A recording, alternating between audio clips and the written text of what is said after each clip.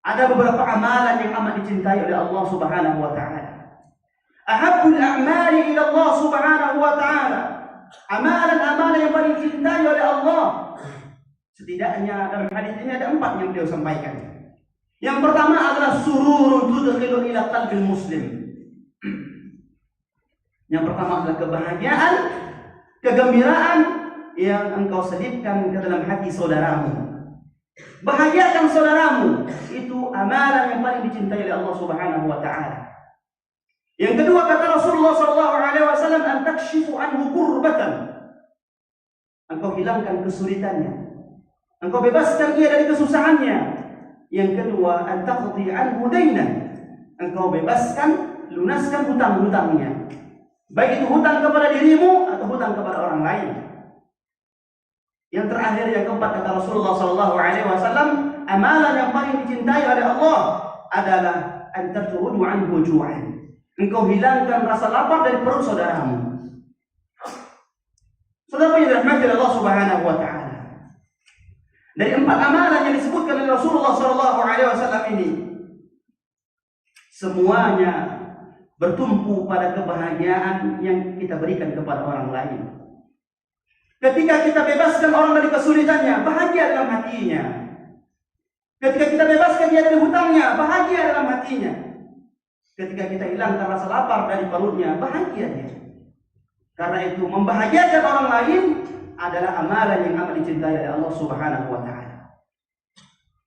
Saudara yang dirahmati Allah Subhanahu wa taala. Hadis ini ditutup dengan oleh Rasulullah sallallahu alaihi wasallam dengan ucapan yang luar biasa. Kata beliau, "Wala an amshi ma'a akhin fi hajatin ahabbu ilayya min an a'takifa fi hadzal masjid syahran."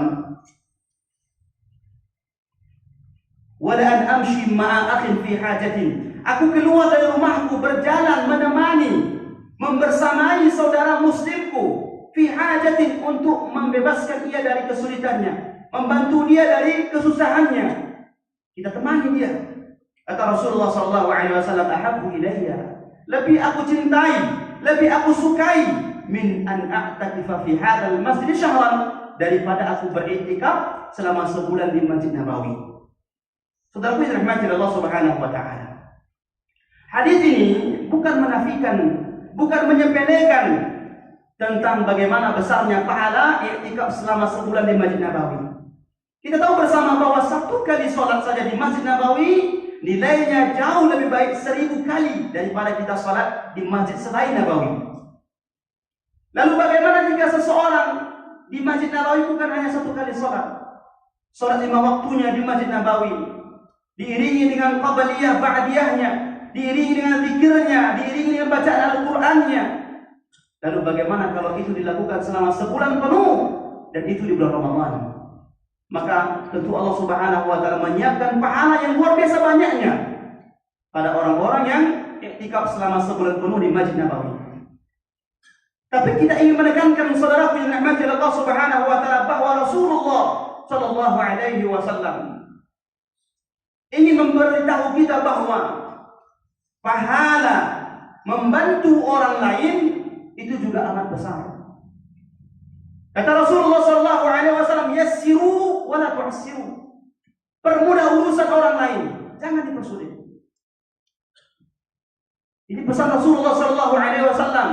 Wahai orang-orang yang beriman kepada Allah dan Nabi-Nya, permudah urusan orang lain, jangan dipersulit.